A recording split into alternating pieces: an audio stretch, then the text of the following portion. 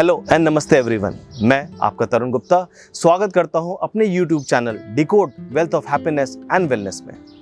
आज के वीडियो का एजेंडा है इस चैनल के मिशन और विजन के बारे में समझने का, जो है 8 डायमेंशंस ऑफ वेलनेस के बारे में एक्सप्लोर करना, जो बहुत इंपॉर्टेंट है आपके ओवरऑल हेल्थ के लिए, including mental and physical health. So इससे पहले कि हम इन 8 डायमेंशंस ऑफ वेलनेस के बारे में समझें, let us understand about Maslow theory of hierarchy of needs.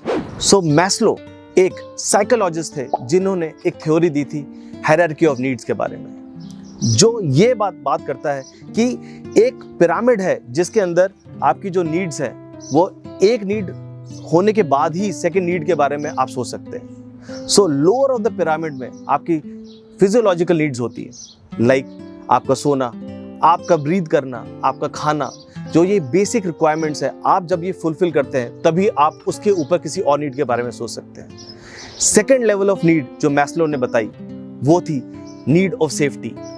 सो एक बार आपने अपनी फिजियोलॉजिकल नीड्स पूरी कर ली तो आपके जहां आप रहते हैं, जो आपको एक सपोर्ट सिस्टम है, उसकी सेफ्टी एक बहुत इंपॉर्टेंट नीड है।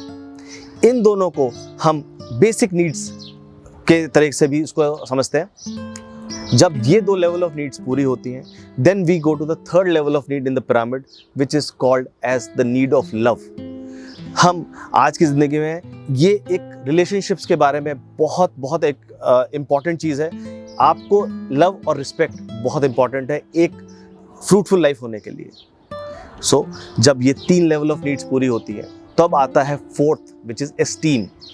हम एक देखते हैं कि किस तरीके से हमें अपने काम के थ्रू और हमारे नेचर के थ्रू हमें रिस्पेक्ट मिले, क्योंकि ये एक बहुत इंपॉर्टेंट नीड होती है एक आदमी को कि उसको एक रिस्पेक्ट भी मिले। सो एक बार आप इन 4 लेवल ऑफ नीड्स को पूरा कंप्लीट कर लेते हैं, then reaches the self actualisation need, where आपकी फुल पोटेंशियल बाहर आती है, जहां आप अपने पोटेंशियल को पूरा एक्सप्लोर करके एक फ्रूटफुल लाइफ जी सकते हैं। So once we have understood this Maslow theory of hierarchy of needs, अब हम बात करते हैं इन 8 डायमेंशंस ऑफ वेलनेस के बारे में, जो है पहली फिजिकल।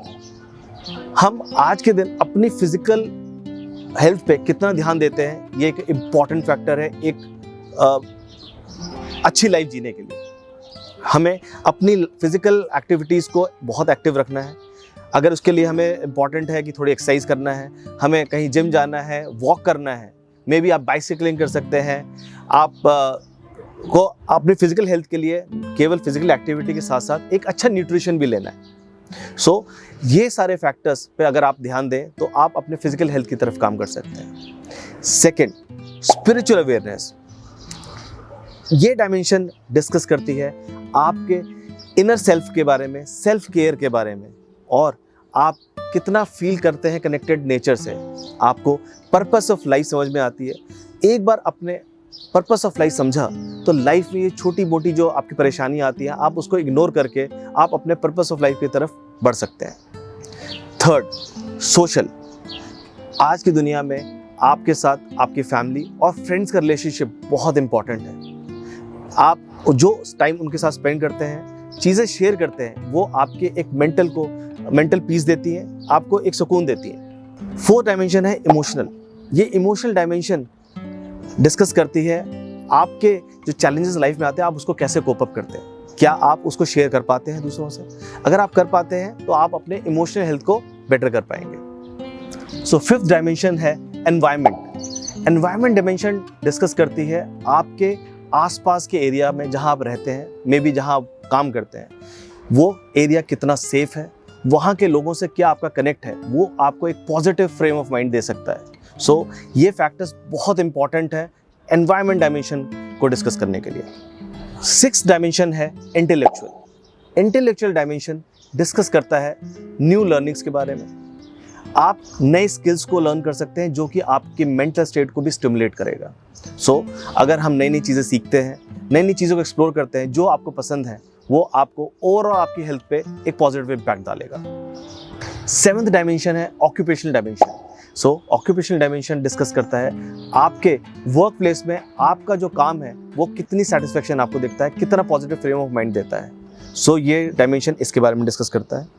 8th डायमेंशन है फाइनेंशियल डायमेंशन। ऑल्दो ये हमने आखिरी में इसको कवर किया है, बट ये आज की लाइफ में one of the most important dimension है to achieve all other dimensions of wellness.